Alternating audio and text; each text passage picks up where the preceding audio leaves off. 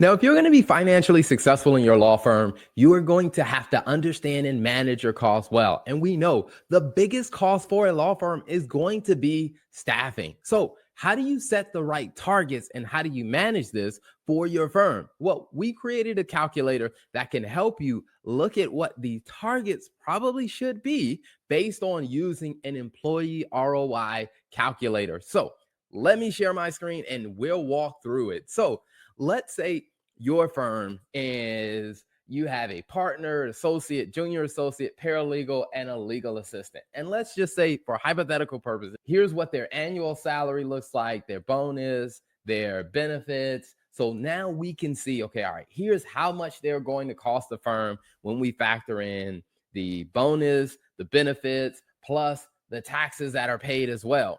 Now, in order to use this calculator, one of the things what you'll need to do is we'll need to plug in what's their billable rate. So let's say for the partner, if the partner's billable rate is $500 an hour. For the senior associate, let's say if that's, $420, and for the junior, $400.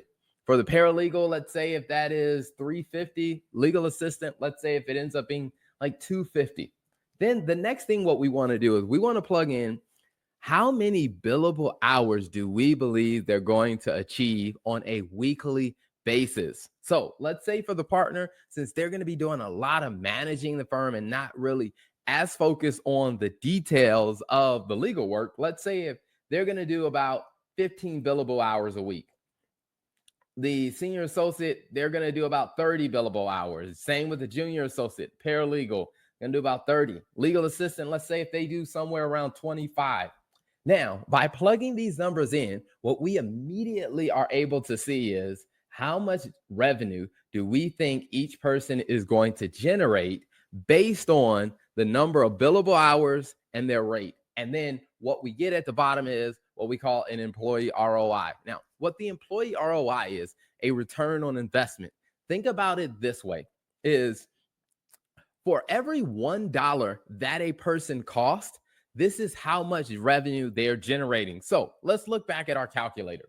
So what this tells me is for this legal assistant, for every $1 that we pay this legal assistant, based on these targets, they should be able to generate $4.50 for every $1 that we pay them.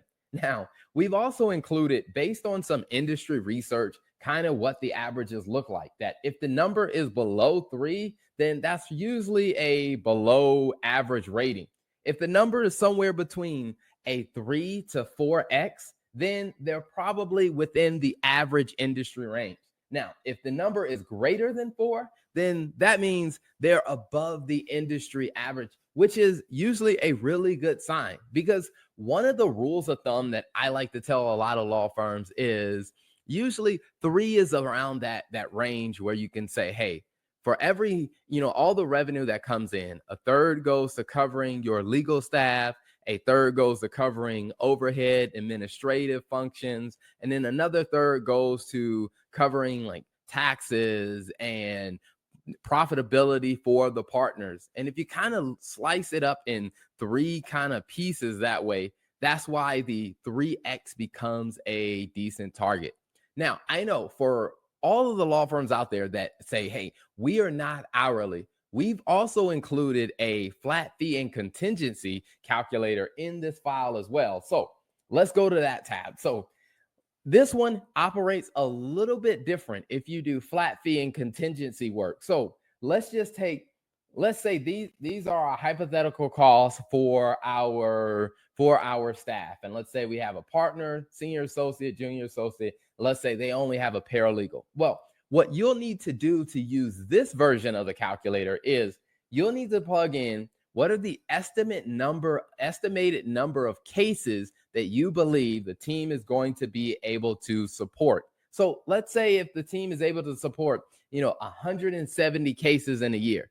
And then what we'll need to understand is what is the average case value? So the average case value is typically going to be taking what is your revenue last year and divided by the number of cases that you did. And that kind of gives you an idea on whenever we take a case on, it's probably going to generate about X amount of revenue. And let's say in this case, if your average case value is $10,000. What that immediately tells me is, well, if we do 170 cases at $10,000 each roughly, that's going to generate about 1.7 million in revenue compared to what it's going to cost us to pay our staff.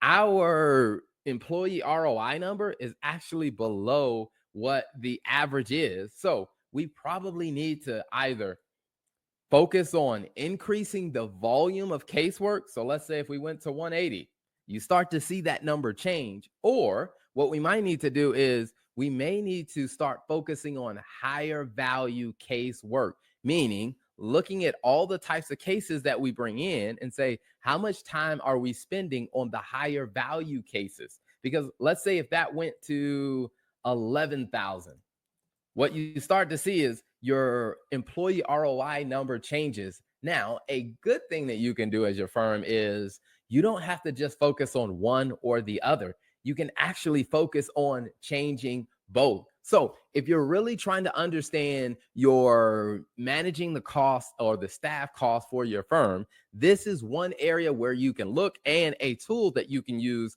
to help you navigate managing this cost and making sure that you're setting the right targets so that you know how to plan your operational execution on a monthly or weekly basis to make sure that you can achieve the right level of revenue to support the cost that it takes to run your firm. Hey, thanks for tuning in. Thank you for tuning in to another episode of the Law Firm and Finance Show, where we give you great content that helps you build a more successful law firm. So make sure you hit that subscribe button on all platforms and follow us for more content.